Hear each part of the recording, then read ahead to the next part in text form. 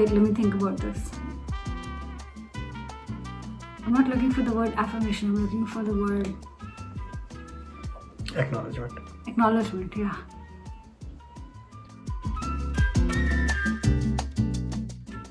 The best tip that I received in my career to advance was by one of my friends.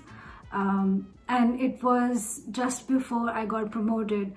So I was thinking that because I was already doing well, I thought that my manager already knows about this and she's already aware.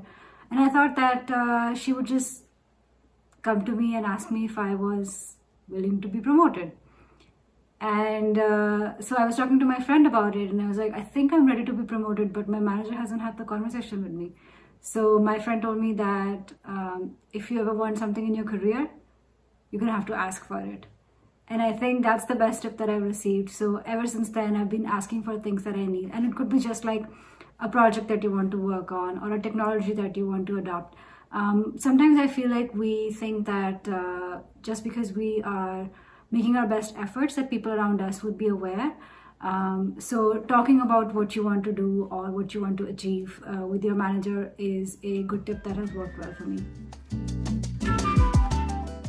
I think as a developer, the ability and the humility to keep learning is a very important strength. I love working remote, mostly because I am not an early bird, so I love being able to sleep in. I think for me, a good mix would be maybe going into work 3 days a week and working from home 2 days so I can get my focused hours in, also get to socialize with people when I go into work. For me, the open source contributions are the articles and side projects that I'm working on. I think in the beginning, it was really hard to find time to work on these side projects, mostly because I feel like I hadn't managed my time well.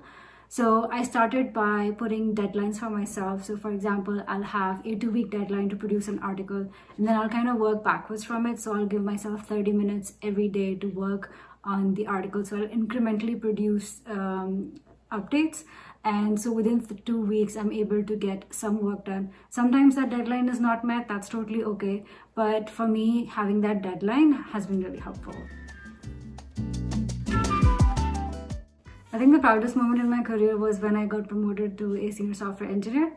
And that was because not only was it an acknowledgement that I received from my team, that they were proud of my work and they were seeing my achievements, but also it helped me overcome my imposter syndrome as well. I was always inclined towards computer science as a kid, but I had never really kind of made the decision to take computer science as a full-time program. I think the first time that I got that light bulb moment of becoming a computer science major was when I was in my first programming lesson, and this was at my undergraduate studies at UBC.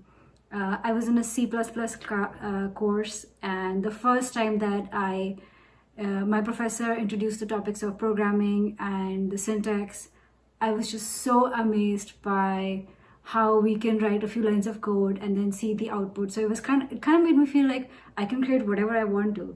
And that's when I decided that I want to do this full time. Thousands of developers find jobs across Europe using Honeypot. If you're up for a new challenge in one of these European cities, sign up at honeypot.io. If you want to see more tech documentaries, then subscribe so you don't miss the next one.